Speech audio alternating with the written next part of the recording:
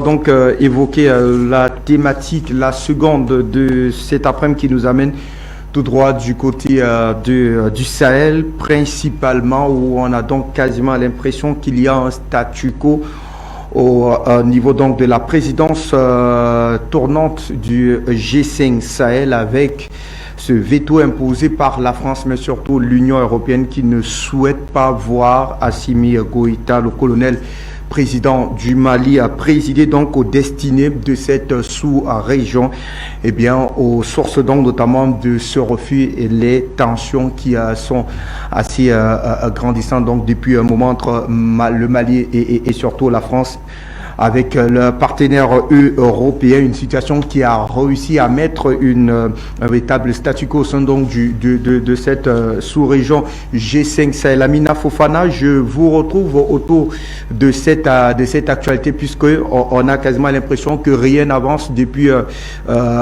février 2022, date à laquelle on devrait assister à une passation, on va dire, de place au sein de la présidence donc du G5 Sahel, parce que normalement, et selon ce qui avait été prévu après la Mauritanie, eh bien le Mali, votre pays, devrait en principe prendre donc les rênes pour tenter avec sa manière d'apporter sa contribution donc pour l'éradication donc pure et simple du djihadisme au sein du Sahel. Seulement, il y a donc que la France ne voudrait pas d'Assimi Goïta à la tête de ce G5 Sahel. Est-ce qu'on peut en savoir davantage, Amina Fofana? Oui, effectivement, Fabrice, la France fait tout contre le Mali. Ça fait quand même depuis que le digne président patriote Assimi Goïta a pris le pouvoir. Parce que la France a horreur du patriotisme. La France ne sait pas quoi faire devant le patriotisme africain. Et l'ultime recours, la seule solution pour la France pour ne pas dialoguer avec les dirigeants patriotes africains dans le temps a été le crime pur et simple. Aujourd'hui, ce qui n'est pas possible, puisque la France a tout tenté, ça n'a pas marché. Donc le peuple fait corps avec son État, le peuple fait corps avec son gouvernement.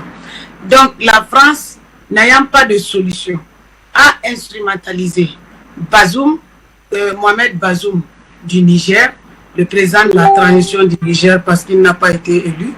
Il a volé les élections. Il a instrumentalisé le fils Déby qui est au Tchad. C'est ça le problème.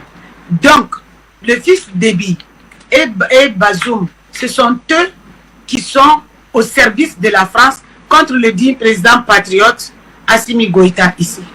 Je vais faire un petit rappel pour dire aux Africains que le G5 Sahel, à la base, a été créé pour lutter. C'est une idée de la France, et notamment de l'Union européenne.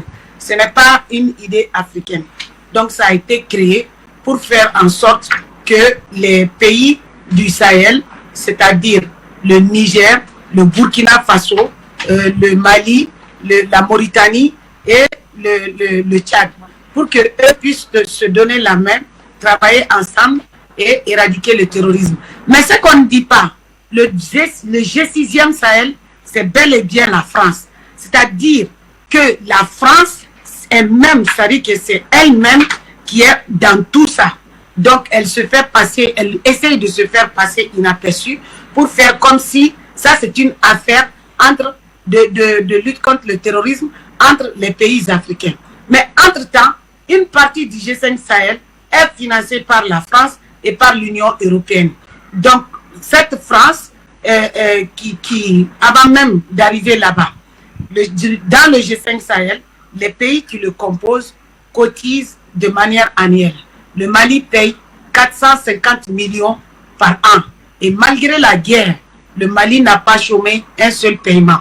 Et le Mali a toujours honoré ses parts de responsabilité. Donc, dans le programme du G5 Sahel, il y a aussi un programme de développement. C'est-à-dire qu'il y a un train transaérien qui devait relier tous ces pays pour développer les échanges commerciaux entre eux. Et ça, c'est un. De deux, il y a aussi un Air Sahel qui devait être créé. c'est-à-dire une aviation à la disposition des pays du G5 Sahel.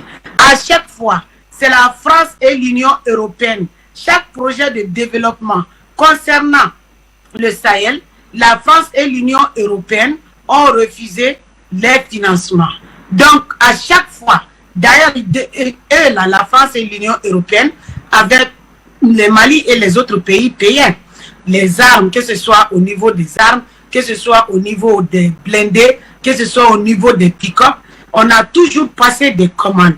Et quand on passe les commandes, la France prend l'argent, surtout une fois on a passé une commande normalement qui devait passer à hauteur de 100 milliards de francs CFA, ou bien 100 milliards je pense de francs CFA. Donc c'était pour commander des blindés. La France a pris l'argent à la dernière minute pour se rendre au Qatar et passer la commande, et la France est venue avec des blindés en carton, des blindés qui n'étaient pas du tout blindés. Donc la France a utilisé l'argent et a combiné une stratégie machiavélique pour donner des résultats. C'est ça qui s'est passé quand Ibeka était présent. Quand on dit que les blindés en carton, ça a été commandé dans le contexte de la lutte contre le terrorisme du G5 Sahel. Comme si cela ne suffisait pas. La France prend l'argent du G5 Sahel. La France doit acheter des armes, fournir des armes au Mali et aux autres peuples, aux deux pays du Sahel. La France va maintenant acheter, prendre, plutôt pas acheter, des armes de la Deuxième Guerre mondiale pour venir les donner. Et ces armes, quand ça vient, c'est livré, l'argent est déjà consommé, ces armes ne fonctionnent pas. La France, quand elle donne des armes qui sont quand même pas trop vieilles comme les armes de la Deuxième Guerre mondiale, vous allez trouver qu'il y a des parties qui manquent. Donc quand ça vient ici, c'est pas opérationnel. Nous avons commandé aussi d'autres types de blindés et d'autres types comment ça s'appelle, d'autres types de pick-up. Vous voyez les pick-up avec les armes là, avec la mitrailleuse. Donc on a commandé, on a passé la commande. La France a encore bouffé l'argent et est venue avec des pick-up qui roulent et des blindés qui opèrent que dans le froid. Donc quand ça vient ici dans la chaleur, c'est inopérationnel, ça ne peut pas fonctionner. Et pendant ce temps, ce sont les terroristes qui nous attaquent. Et on dit que nous, on a été dotés de ceci, on a été dotés de cela. La France a tout fait avec ses politiciens corrompus de l'époque d'Ibeka pour démembrer, pour démotiver, décourager l'armée malienne par les assauts des terroristes qui étaient bien armés par contre, parce que la France fait du trafic d'armes ici. La France arme les ethnies contre les autres. La France arme les terroristes contre les pays, les civils. La France arme les ethnies contre les autres. Donc, quand Philippe Edouard était Premier ministre, ils ont dit qu'ils ont fait une recette en vente d'armes au Mali de 6 millions d'euros. Donc, la France est là pour vivre de notre sang. C'est-à-dire, plus on meurt, plus la France vend des balles aux terroristes. Donc, entre-temps, comme elle veut faire disparaître l'État malien, donc c'est le blocus sur l'armée malienne au niveau de l'ONU, c'est des commandes qui ne passent pas, des embargos, ceci, cela, et c'est des positions ici sur le terrain qui sont trahies pour, comment ça s'appelle, pour les terroristes, des embuscades, des mines antipersonnelles. On est vraiment loin du cauchemar que la France a réalisé ici pendant près de 10 ans.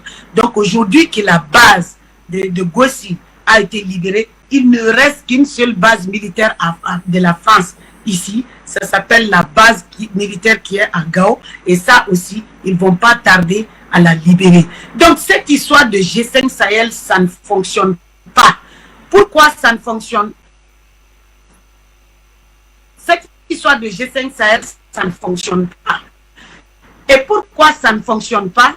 C'est parce qu'il y a des tops de la France au sein du G5 Sahel, à commencer par le petit diablotin de Mamad Déby, le fils du défunt Déby, père à son âme, dont le papa commençait à sortir de l'esclavage français, à sortir du terrorisme français, parce que la France l'avait formé comme mercenaire contre les autres pays frères. Donc, ils ont tué le papa pour faire un coup d'état constitutionnel et installer ce jeune homme qui a accepté de faire un parricide pour le pouvoir. Nous ne sommes pas en face d'un enfant du cœur. Et d'ailleurs, lui, il dit que c'est lui qui a donné l'initiative parce que Bazoum, il a peur de venir ici au Mali pour une possible rencontre du G5 Sahel. Depuis le mois de février, le petit diablotin du Tchad, il a laissé le pouvoir du G5 Sahel. Et c'est le tour du digne président patriote Assimi Goïta. Donc, comme Bazoum a livré des hostilités à notre digne président patriote Assimi Goïta, avec son ministre des Affaires étrangères, Bazoum a la peur au ventre de se rendre au Mali. Le petit diablotin, quant au petit diablotin qui est en combine, qui est le visage renouvelé au Tchad de la France-Afrique, il a d'abord condamné, comme Bazoum, la présence des Russes ici. Il a dit que ce sont des mercenaires, que les gens de Wagner, qu'ils ne doivent pas venir au Mali et que ce sont des mercenaires qu'ils ne doivent pas venir ici. Donc, le petit débit, pour rappel, je vous l'ai dit. Et c'est le même petit débit avec Nana Addo Akufo, preneur des valises d'Emmanuel Macron, lorsque le coq blanc de la France voulait se rendre ici en disant à notre dit président qu'il va venir avec tel programme, il va faire ci, il va faire ça. Lorsqu'il a été diplomatiquement, gentiment et élégamment recadré, et Macron a dû annuler son voyage, mais en vérité, le programme qui lui a été donné en retour par l'État malien ne l'a pas satisfait. Macron était obligé de ne pas venir parce qu'il n'allait pas être chez lui. On n'allait pas le recevoir comme s'il était chez lui. Et pendant ce temps, les deux là, Nana Addo Akufo et le petit vaurien du Tchad, le vaurien du Ghana et le vaurien du Tchad, ils étaient prêts à accompagner Emmanuel Macron ici. Donc le dit président patriote Assimi Goïta a dit que leur présence n'est pas souhaitée, qu'ils ne doivent pas venir ici au Mali. Donc c'est pour ça que tout le programme de Macron, d'Emmanuel Macron, a été dilapidé. Quand Emmanuel Macron appelle le petit débit, il court pour aller là-bas. La fête de une année de la mort d'Idriss Déby, paix à son âme, qui vient de passer là, ça a été fêté de manière timide. Et ça, c'est honteux. Nous avons affaire à un France-Africain au pouvoir. S'il était bien, moi j'allais bien parler de lui. L'Algérie est un pays frère. L'Algérie est un grand soutien. Mais lui, le petit débit, il travaille pour l'aménagement. Il est dans le G5 Sahel. Il travaille pour la France directement. Et l'aménagement, c'est une composition française. Donc, la dernière fois, sans passer par notre autorité, lorsqu'on avait refoulé le contingent danois, les Danois qui étaient venus ici, ce petit débit, en signe de provocation, en signe de protestation, a dû envoyer un contingent tchadien de 1000 soldats et est passé par Emmanuel Macron et Jean-Yves Le Drian pour les faire venir dans le cadre de l'aménagement. C'est pour ça que soit l'aménagement reste ici au Mali, c'est-à-dire que le mandat français va partir et ça sera un mandat à l'ONU, un mandat russe robuste.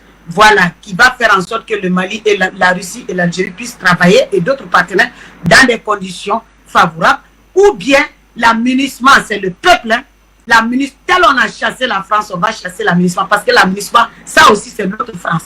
Donc même s'ils ont des visages noirs, ce sont des visages noirs qui sont au service de la France, pas différents de nos présidents. Donc la tête de l'aménagement, c'est avec la France. Eux aussi, ils vont partir d'ici le mois de juin. Parce que le 13, là, nous allons sortir avec le CDM pour demander le collectif de la défense, pour la défense des militaires. Nous allons sortir pour demander le départ de l'aménagement. Donc le petit vaurien du Tchad, il a envoyé 1000 soldats au Mali sans passer par nos autorités. Vous savez, notre transition n'est pas contre les pays frères. Notre transition n'a pas de problème avec les pays frères. Notre transition est en train de se battre. Notre dit président patriote avec les colonels, y compris le premier ministre Joël Maïga, avec les colonels, les 5 colonels et d'autres colonels, ils travaillent à la souveraineté malienne. Et c'est ce qui dérange le petit vaurien du Tchad. Donc il faut appeler le chat par son nom. la France-Afrique n'est pas la même chose que le panafricanisme. Ce garçon est une abomination. Il ne parle pas des conditions d'ailleurs, il ment sur les conditions de la mort de son père. Il dit qu'il est mort au front. Même savant que c'est un tireur d'élite français qui a tiré sur lui. Il a tiré sur lui, la France était en commune pour lui, pour enlever le père, comme la France a procédé ainsi dans beaucoup de pays.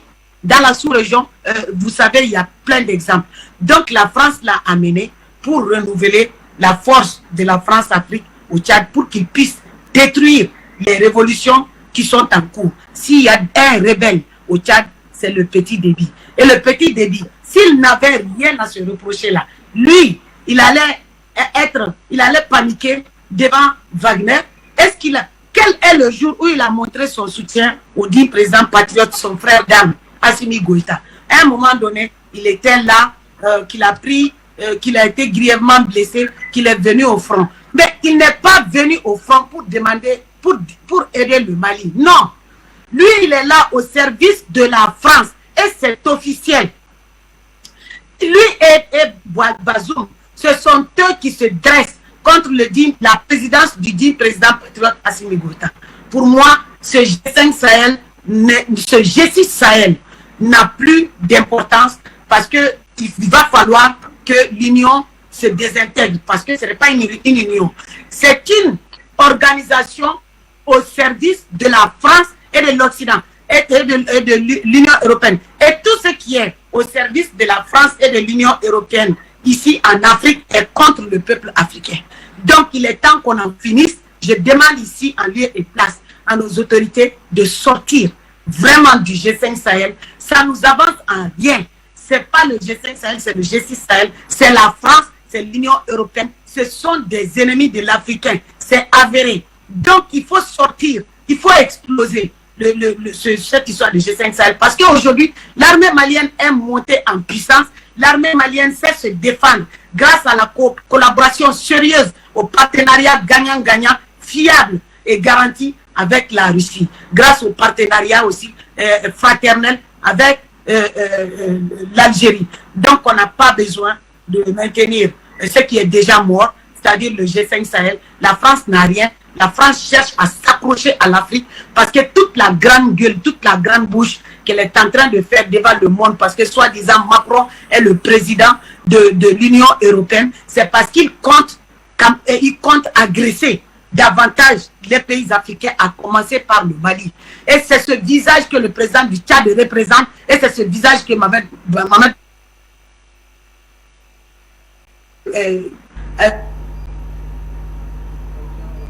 Allez, merci à vous, Amina Fofana. Nestor Podassi, je vous retrouve peut-être. On ne dira pas qu'il faille absolument dissoudre le G5 Sahel, comme semble le faire comprendre Amina Fofana, mais peut-être revoir davantage cette organisation sous-régionale dans le fond et dans sa forme.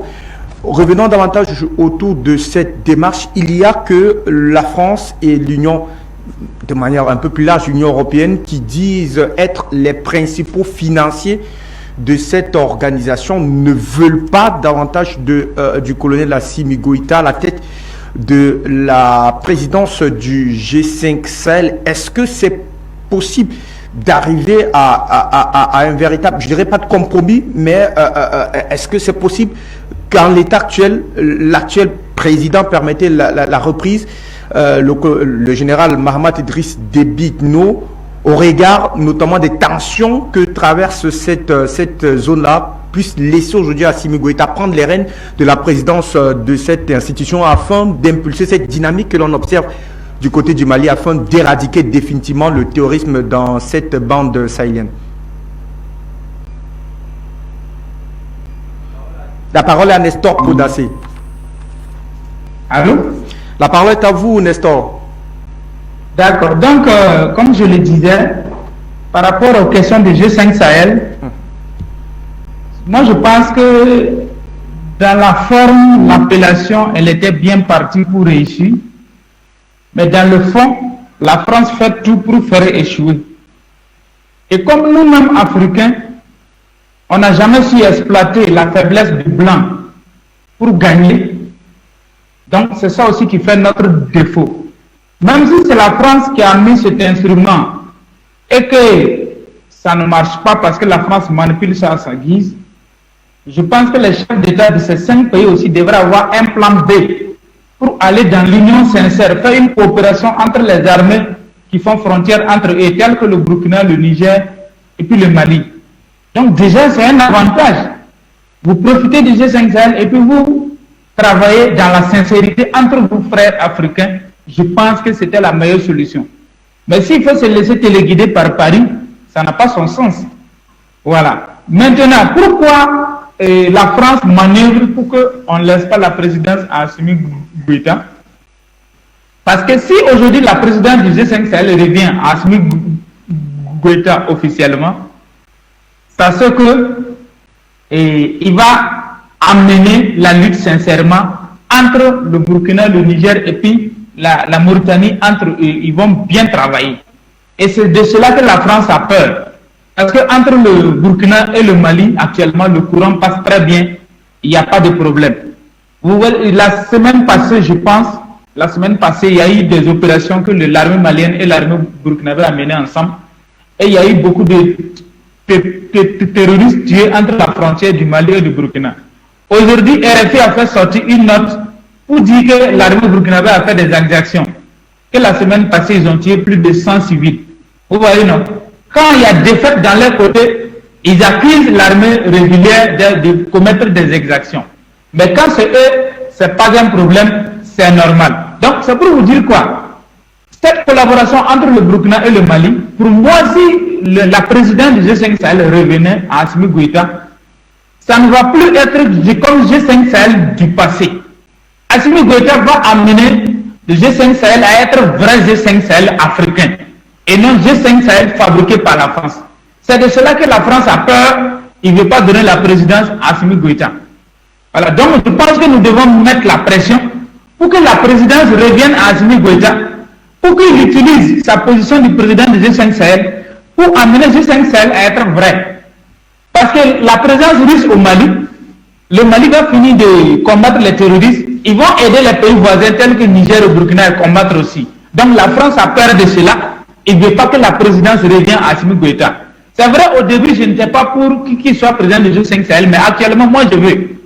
Voilà, et nous devons pousser pour qu'on lui passe cette présidence-là le plus tôt possible, pour qu'il puisse mettre G5 Sahel au service de l'Afrique et du Sahel réellement. Et je suis sûr et certain, Assimi Goïta, président du G5 Sahel, il va entraîner celui de Burkina dans la vraie collaboration militaire. Et sur le terrain, on aura des résultats probants. Ça, j'en suis convaincu. Et c'est de cela que la France a peur. Depuis février, il fait tourner, il n'y a pas de sommet G5 Sahel pour la passation. Donc, moi, j'ai compris. Parce que si la France va vite, la France sait que si Assimi prend ça là, c'est pas bon pour moi. Donc, il faut faire traîner un peu. Nous, on a compris le jeu. Donc, je pense que nous devons exiger même qu'on passe la présidence là à Assimi Goïta très rapidement. En tout cas, moi, j'en veux un. Moi, je suis sûr et certain. Si Assimi Goïta était aujourd'hui président, soit de l'UEMOA, soit de CEDEAO, soit de G5 Sahel, beaucoup de choses vont changer au sein de ces institutions-là. Donc, nous n'allons pas permettre qu'il crée des institutions financées par l'argent du contribuable, et puis cet argent-là, et puis cette institution-là ne sert pas le bas peuple, c'est pas normal. Donc, il est important que les patriotes dirigent ces institutions-là pour que le bas peuple puisse en bénéficier. Voilà, donc voici un peu moi, mon raisonnement par rapport à cette histoire des G5 Sahel. Merci. Je vous retrouve. Pourquoi est-ce que le nom du moins la présence du colonel Assimi Goïta à la présidence du G5 Sahel fait tant peur à la France, mais surtout à l'Union européenne? Pourquoi son nom est quasiment exclu de la présidence, du moins de la gestion de cette organisation sous-régionale?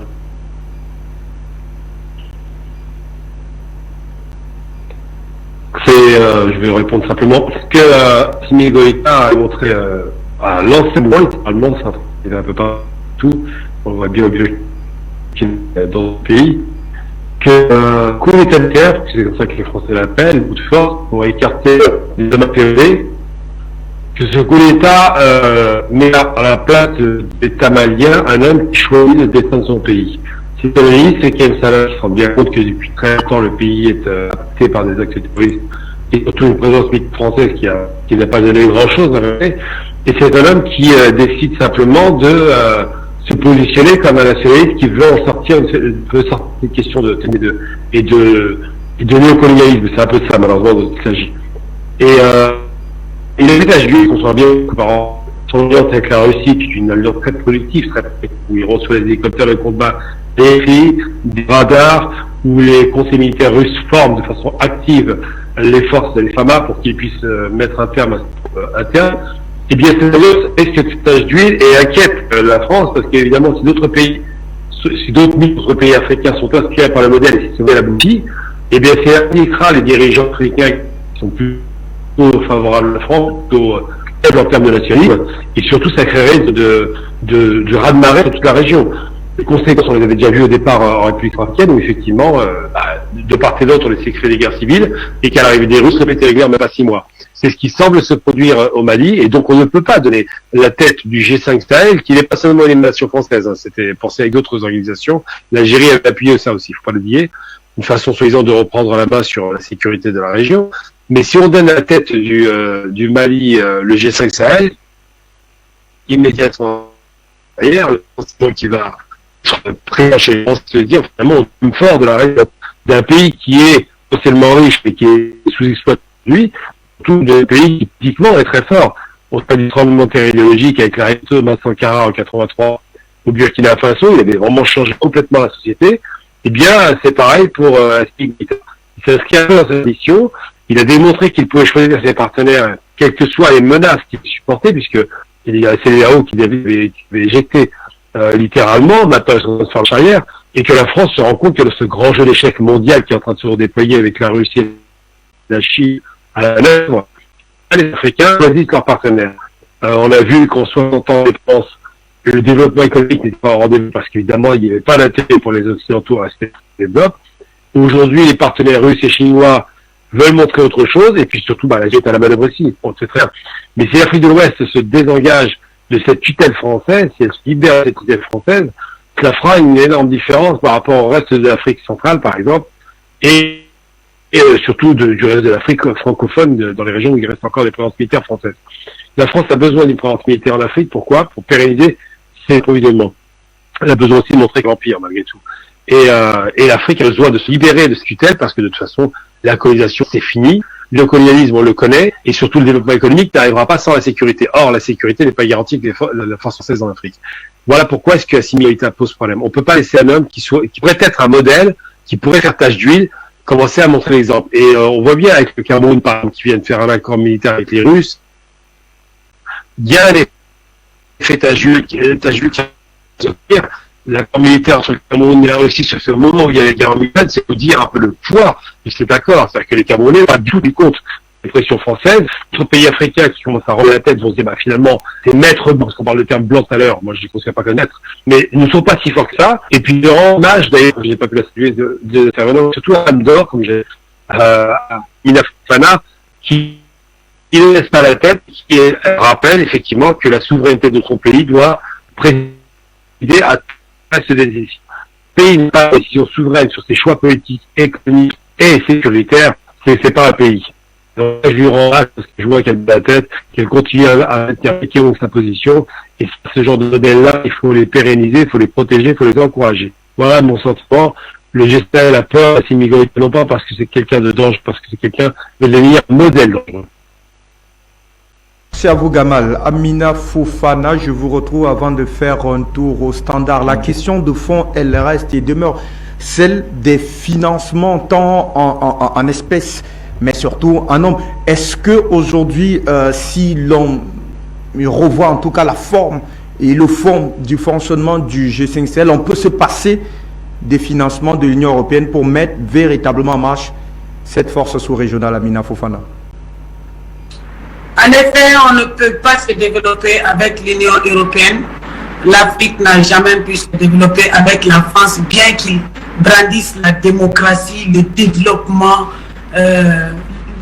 On ne peut pas. Tant qu'eux, ils sont là, on ne pourra jamais se développer avec eux. Ça, c'est une règle d'or que les Africains ont déjà mémorisé, que les Africains ont déjà dans la conscience populaire. Donc, je viens de vous parler de quelques projets de développement au niveau du Sahel pour le G5, parce qu'il n'y a pas que la guerre dedans, il y a aussi une vision de développement. Et l'Union africaine, à chaque fois, et la France ont tout fait pour saboter.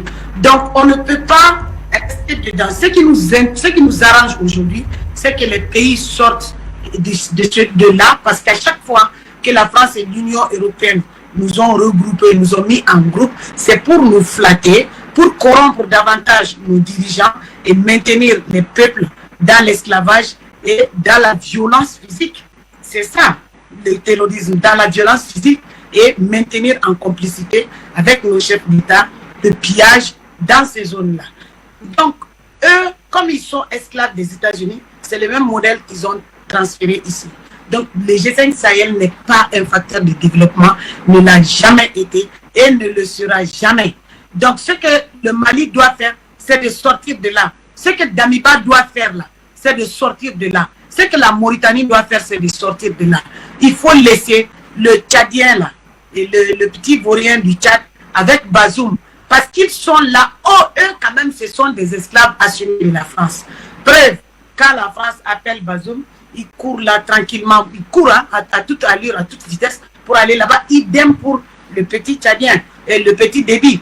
Et si la France a validé le coup d'État, pourquoi elle condamne le coup d'État ici et a validé le coup d'État au Tchad? C'est pire même qu'un coup d'État. Il y a un coup d'État institutionnel, il y a un parricide. La France n'a rien condamné.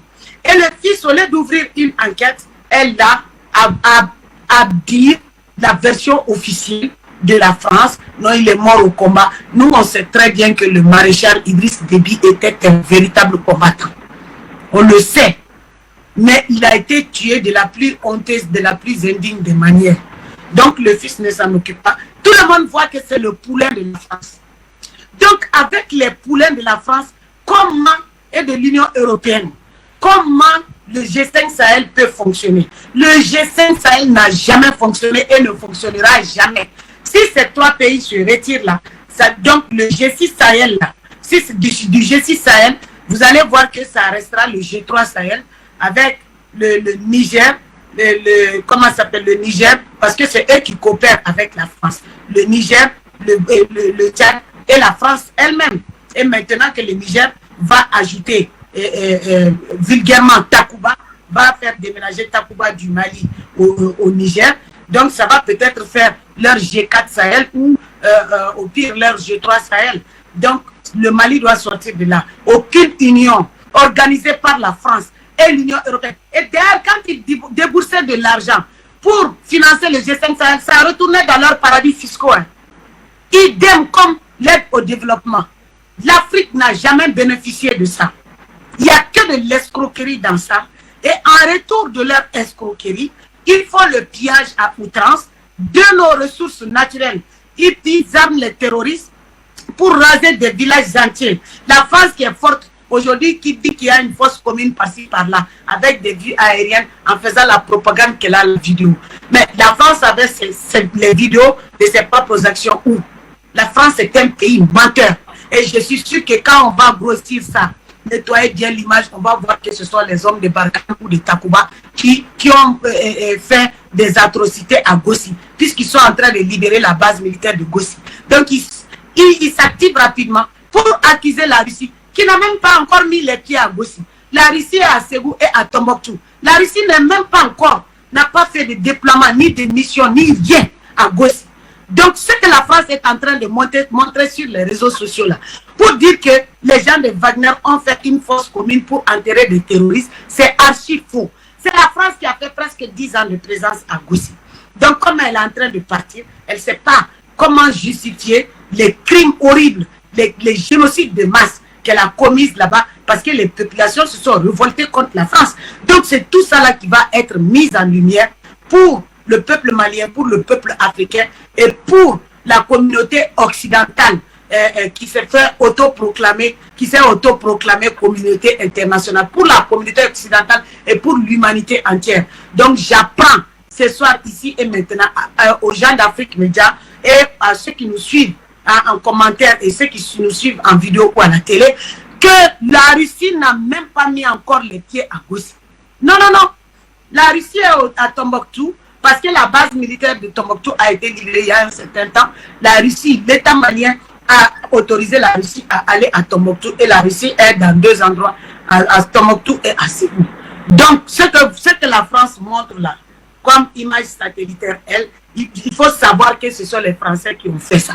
Donc, il va falloir qu'à un moment donné que l'on porte plainte contre la France pour génocide et pour faire en sorte que ce pays puisse vraiment payer, parce qu'elle va payer, la France va payer d'une manière ou d'une autre, ou un jour ou un autre, la France payera tout ce qu'elle a eu à faire subir au peuple malien et au peuple africain. Cela ne peut pas commencer tant que les peuples ne se lèvent pas. Et j'en appelle au peuple du Niger.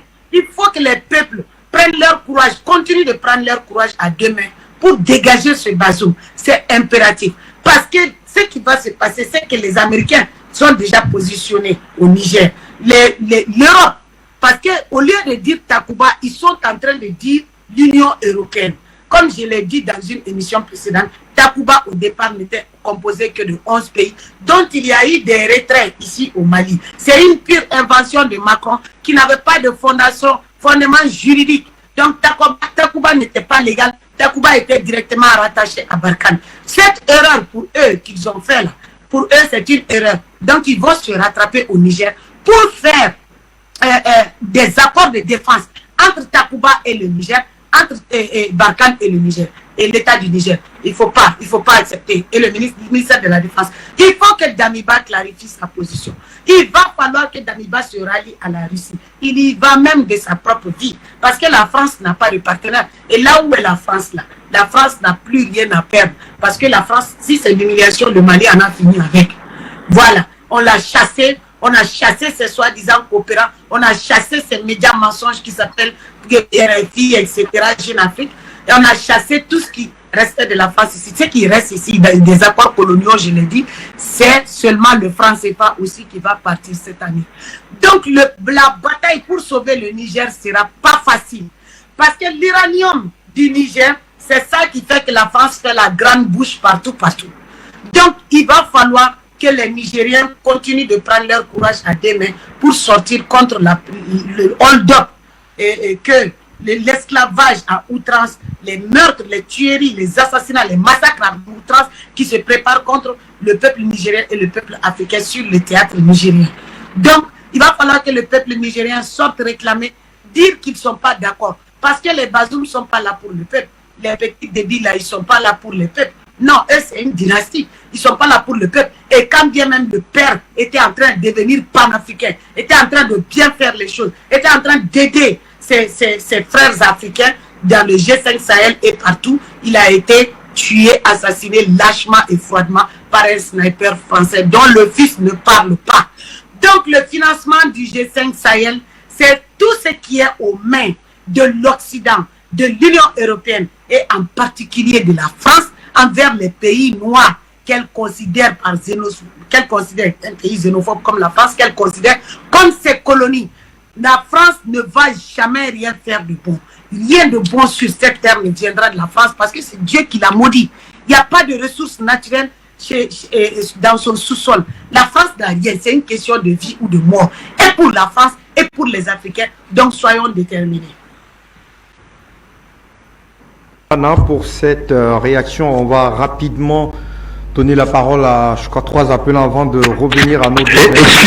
Excusez-moi. Je vais devoir vous laisser malheureusement parce que c'est le ramadan, je suis obligé de partir malheureusement. D'accord, merci. Oui, je vais quitter trop tôt malheureusement, mais il y a le ramadan, je suis partir. D'accord. Merci pour vous encore et pour l'invitation. Allez, merci à vous Gamal Abina. Allez, Kwebo, vous nous attendrez au téléphone au Cameroun. Votre contribution autour de la thématique. Bonsoir, bienvenue. Monsieur Fabrice, donc bonsoir à tous vos téléspectateurs et à Madame et à Monsieur Fabrice. Donc, cette histoire-là me rappelle la présidence de l'Union africaine. Lorsque le président Kadhafi voulait lancer l'Union africaine, les Européens avaient manigancé pour qu'on n'accepte jamais que le président, que le colonel Muammar Kadhafi soit le président de l'Union africaine. Et ça avait retardé l'Union africaine pendant des années. Dernièrement, on a vu la présidence de Kagame à l'Union africaine. La courte présidence de Kagame, Kagame a fait plus que 30 ans de management de l'Union africaine. Parce que ces organisations-là dépendent de la valeur de l'homme qui les dirige. Et les Français le savent. C'est pour ça qu'ils disent que Goïta ne peut pas diriger le G5 Sahel. Et cela dit, je vous dis, quand ils prennent ce genre de décision, il faut savoir qu'ils ont M. Goïta en ligne de mire. Et comme je l'ai souvent dit, cette fois-ci, il n'est pas question de dire qu'on va avoir peur, on va faire. Non, il faut préparer la riposte. S'il touche Goïta, nous devons toucher les dirigeants de cet Occident qui nous tue depuis des années. C'est un défi. Au-delà de cet énervement, revenons aux choses concrètes. Pour moi, c'est une aubaine. Je suis d'accord avec Mme Fofana. Il faut quitter cette histoire-là. Parce que regardons le G5 Sahel d'une manière globale, M. Fabildom. En dehors de ces 42 soldats ou 52 soldats français dont on a parlé, qui sont morts dans le Sahel, mais est-ce que vous savez le nombre d'Africains qui sont morts depuis cette histoire du G5 Sahel? Le G5 Sahel combat qui? L'Afrique n'a jamais attaqué un autre continent. Nous ne tuons pas les Américains, nous ne tuons pas les Asiatiques, nous ne tuons pas les Européens, nous ne tuons pas les Australiens. Mais c'est ce G5 Sahel, là, si vous regardez d'une manière globale, le G5 Sahel tue les Africains. Donc cette histoire-là n'a pas le droit d'exister. Ça n'a pas le droit d'exister. Il suffit simplement que chaque État soit fort et cette histoire-là n'a aucun sens. Quand le Mali va retrouver toute sa puissance, le Mali va rassembler tous ses enfants, les plus têtus comme les plus dociles, parce qu'elle a une puissance. Mais tant qu'on laisse que ces organismes-là viennent de l'extérieur tuer nos propres enfants, mais les Maliens qu'on tue là et qu'on appelle les rebelles, c'est pas des Maliens? C'est la même chose ici, moi j'appelle du Cameroun, on tue des anglophones, mais ce sont des Camerounais. Les gens parlent de ça comme si on tuait des étrangers. Non, c'est nous-mêmes qui nous tuons. Donc il faut arrêter avec toutes ces choses-là. Pour moi, c'est une occasion en or. Et d'ailleurs, quand le Mali va quitter le G5 Sahel, le Mali a été toujours un pilier dans le monde là. Si le Mali quitte le G5 Sahel, ça va tomber. Si le Mali quitte la CEDEAO là, ça va tomber. Exactement. Donc, et de toute façon, c'est là où il faut aller. C'est pour ça que je soutiens totalement la démarche et vraiment les propositions de Mme Fofana sur votre plateau. Merci de m'avoir écouté. Bonne soirée à vous. Merci à vous, M. Kwebo. On s'interroge finalement comment faire donc pour éradiquer définitivement cette menace terroriste qui a pignon sur eux au cœur donc du Sahel. Beaucoup d'analystes pensent qu'avec la présence du colonel Assimi Goïta, la manœuvre on pourrait vraisemblablement évoluer dans cette démarche-là. Hilaire, je vous écoute depuis Bafoussam. Bonsoir, bienvenue. Hilaire, vous avez la parole, nous vous écoutons, bienvenue. Oui, bonsoir M. Fabrindo. Je salue comme ça vos différents invités, en l'occurrence la dame de fer Amina Fofana. Alors, je souscris et je félicite toutes ces propositions dont elle vient de pouvoir proposer pour que le Mali puisse prendre ces différentes propositions pour pouvoir se libérer. Et nous ne devons pas compter sur nos différents endocolons qu'ils disent être du côté du peuple alors qu'ils sont en train de servir des idées. Alors nous devons comprendre qu'en ce moment même, nous sommes en guerre. Avec ce que nous regardons partout à travers le monde, avec ce qui est en train de se passer en Ukraine, nous devons même nous y préparer parce que tous ces Européens-là avec les Américains sont en train de faire un retour forcé vers l'Afrique. Donc les Panafricains doivent comprendre qu'en ce moment même, nous sommes en guerre et ils sont en train de chercher où ils vont tout faire pour pouvoir se ravitailler. L'heure est venue que nous devons nous lever tous debout comme un seul homme pour pouvoir combattre l'avancée du capitalisme qui est en train de faire un retour forcé sur le continent africain. Cela étant dit, nous ne pouvons pas compter sur ces différents présidents-là. Edith Ino, avec Mohamed Bazoum, nous ne pouvons pas compter sur eux avec Alassane Dramane Ouattara. Tous ceux-là sont en train de mener une politique française sur le sol africain. Donc préparons-nous à ce qui est en train de vouloir se préparer du côté de l'Occident pour venir détruire les panafricains. Debout, les Africains. Merci Fabrice Ndou, merci à Funidia, le monde c'est nous. Vous, très cher Hilaire, pour votre contribution dans le cadre de ces thématiques paroles. Cette fois-là, vous, Peters, vous nous appelez depuis l'Écosse. Votre regard autour donc, de ce fait d'actualité lié donc, au G5 Sahel. Bonsoir, bienvenue. Fabrice, merci beaucoup, concepteur. Je salue vos invités et Madame Anna.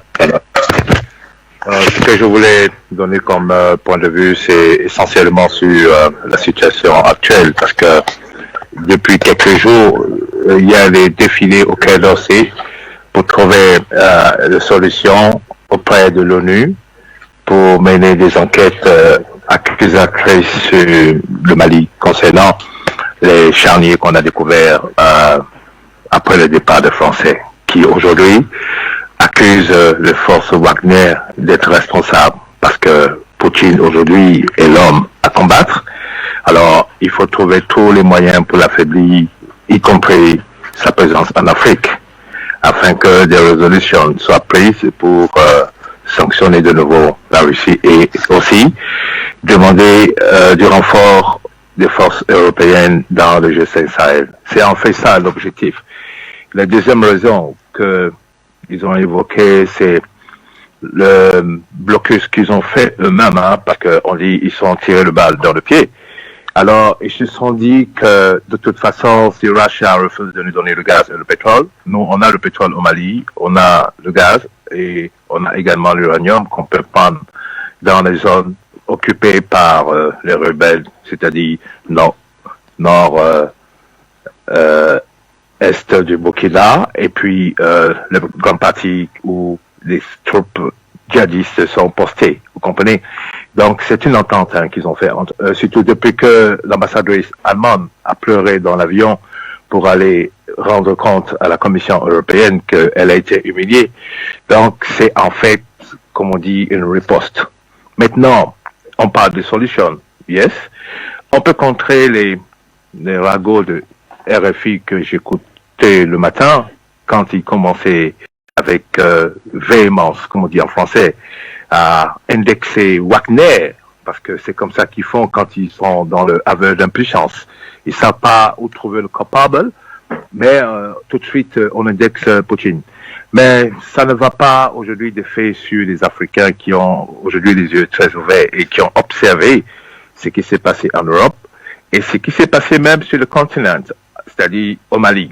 Comment ils se sont manifestés, comment le peuple malien s'est montré solidaire, tout comme le peuple russe vis-à-vis de M. Poutine, et au Mali vis-à-vis de M. Assimi Goïta. Donc, pour essayer de dénigrer et salir son image, il faut toujours trouver des prétextes. Pour moi, je veux rejoindre ce que a dit Mme Amina Fofana. Il faut simplement quitter ce G5 Sahel et puis s'occuper personnellement de ces djihadistes qui occupent encore des territoires sur le Mali. Maintenant, si on les pourchasse dans les frontières vers le Niger, c'est tant pis pour le Niger, il va gérer ça lui seul. Ou alors, il va appeler au secours. Mais je ne crois pas que les Maliens aient le temps de rentrer sur le territoire nigérien alors qu'il faut nettoyer avec l'eau de javel et aspirateur tous les déchets que l'armée française a laissés sur le territoire. Troisièmement, je regarde le comportement de M. Déby, qui est très atypique pour moi parce que j'ai dit son silence disait beaucoup.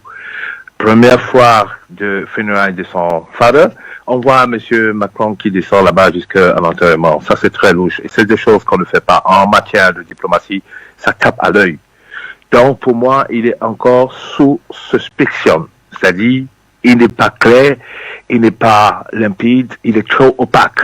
On n'arrive pas à savoir ce qu'il veut. Si la France dit qu'il n'est pas question de passer le G5 Sahel à M. Assimi Goïta, c'est parce qu'elle connaît aujourd'hui les capacités militaires du Mali à pouvoir éradiquer ces djihadistes. Donc, ils vont découvrir le pot rose comme Père Déby avait découvert le pot rose quand il avait lancé son opération qui a causé sa mort après. Vous voyez?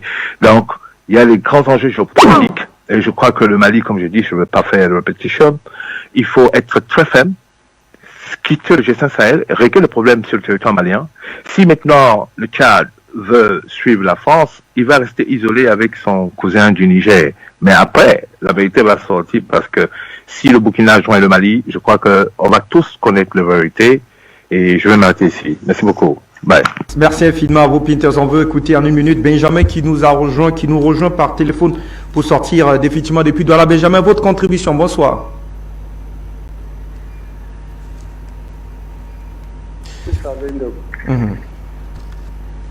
J'aimerais savoir vraiment le cas de jeune Idriss Déby, le fils du père. Je ne sais pas s'il a pu observer la manière dont son père a géré le Tchad et comment il est parti à la fin. Donc que monsieur, ce petit frère, qu'il fasse tellement attention avec les Français. Il ne croit pas que les Français sont ses amis. Ses amis, c'est les Africains. Il met ça en idée. Les amis et ses frères, c'est les Africains. Les Maliens, les Burkinabés, les Nigériens et consorts, les Camerounais. Sa famille, c'est l'Afrique. Mais s'il ne fasse pas attention, je crois qu'il a vu de quelle manière son père a pris le pouvoir et comment il est parti. Les Français son père croyait que les Français étaient ses amis. Mais à la fin, tout le monde a vu vraiment de quelle manière le père est parti. Bon, en ce qui concerne le colonel Assimi Goïta, les Français ne peuvent pas l'accorder de prendre la présidence du G7 Sahel. Là, c'est sûr. Mais, il pleut qu'il neige. Je crois que si ce monsieur ne prend pas la présidence du G7 Sahel, ça ne vaut pas la peine. Et les Burkinabés, les Tchadiens et consorts, qu'ils sachent que le seul sauveur actuellement dans cette région, c'est le colonel Assimi Goïta. Là, c'est sûr. C'est même pas à demander. Tout ce sabotage que les Français sont en train de voir, qui est monté sur le net depuis le matin, l'enterrement des corps en plein désert, ça c'est du blabla, moi je peux appeler ça comme ça. Quand c'est eux qui... C'est seulement les chaînes françaises qui montent tous ces genres de comportements. Vraiment, c'est regrettable pour la France. Quand tu loges un enfant chez toi, tu lui donnes tout, tu lui donnes la nourriture, tu l'habilles, tu le soignes. Quand tu constates que l'enfant a un mauvais comportement, tu décides que je dois me séparer de l'enfant. Pourquoi ça les choque? Ils sont restés au Mali, ils ont exploité le Mali de toutes les manières. Ils ont payé tout le sous-sol malien. Aujourd'hui que les Maliens ont ouvert les yeux, ils ont demandé que bon, rentrez chez vous. Pourquoi ça les choque? Pourquoi ça les choque? Ils ont le Balkan, ils ont le Takuba et consorts. Les Ukrainiens souffrent là-bas. Ils sont en train de faire la guerre. Pourquoi ils ne peuvent pas porter tout leur arsenal amené à l'Ukraine? Donc c'est seulement en Afrique qu'ils peuvent faire la guerre. Ils ne peuvent pas faire la guerre en Ukraine. Les Ukrainiens pleurent chaque jour qu'ils veulent l'armement, ils veulent les hommes. Pourquoi ils ne peuvent pas amener ça là-bas? C'est seulement en Afrique qu'ils peuvent faire la guerre. Donc nous ne les voulons plus. Nous-mêmes, on peut faire notre guerre. Pour votre contribution, en tout cas votre réaction a été enregistrée. Nestor, je vous reviens parce qu'il faudra absolument sortir. Je vois Amina Fofana qui est en train de sourire. On va sortir chacun tout au plus 1 minute 30 de temps de parole puisque il est... allez, on fait savoir qu'Amina Fofana, vous êtes donc la seule avec nous pour conclure rapidement cette émission. S'il est donc clair, Amina Fofana, pour beaucoup d'intervenants, qu'il faudra surtout pas, du moins ce qu'il faudra sortir de ce G5 Sahel, comment donc mener une stratégie commune pour éradiquer définitivement, et là c'est ma question, pour sortir le terrorisme de cette partie du Sahel? Il va y avoir de stratégie commune parce qu'il n'y a pas une union. Là où la France s'incruste entre les Africains, là où l'Union européenne, qui sont les spécialistes de la division et de la destruction des nations, tant qu'ils sont entre les Africains, ça ne peut pas marcher. Donc tant que le petit Déby et le président du Niger sont au service de la France contre le Mali et contre tous les peuples du Sahel, sahélien, donc ça ne peut pas marcher. Il va falloir que le Mali se retire, que le Burkina se retire, que la Mauritanie se retire, comme mon frère Peter, que je salue d'ailleurs tous les intervenants qui ont parlé tout de suite, que je remercie. Donc mon frère Peter a mis un accent dessus, un accent particulier. Il faut, pour appuyer ce que j'ai dit, il faut laisser la France, Idriss Mamad Déby et puis Bazoum, Mohamed Bazoum du Niger. Parce que en vérité, en coulisses, ce que j'ai entendu, c'est que ils disent que le G5 Sahel ne peut pas être dirigé par quelqu'un qui a fait un coup d'État. Bon, Bazoum, si on analyse bien, il est venu par coup d'État. Parce que Bazoum, il n'a pas été élu, il a été validé par la France contre le peuple nigérien. Idriss Mamad Déby, il est venu par coup d'État constitutionnel. Et il a été validé par la France. Et dès que la France les appelle, ils sont au garde à vous là-bas parce que ce n'est pas au peuple, ce n'est pas à leur peuple qu'ils font allégeance, mais bien à la France.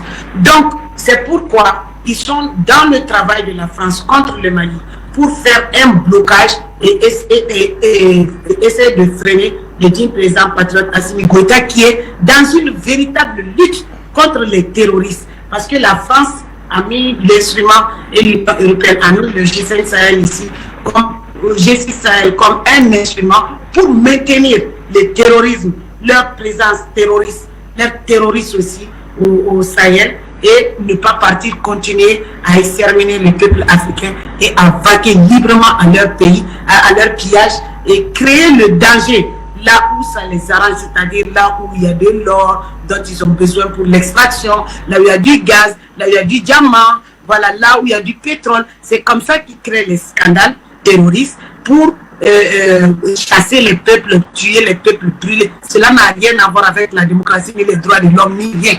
Donc, c'est un complot international. Comme ils se sont fait appeler par communauté internationale qui sont fait autoproclamés par communauté internationale. Or, c'est la communauté occidentale. Donc, c'est un complot occidental de l'Occident contre l'Afrique de l'Ouest et par ricochet contre toute l'Afrique. Voilà pourquoi ça ne sert à rien de rester dans ce machin. Chacun sort et fait son chemin. Le jour où personne n'est plus avec la France, l'union sera évidente.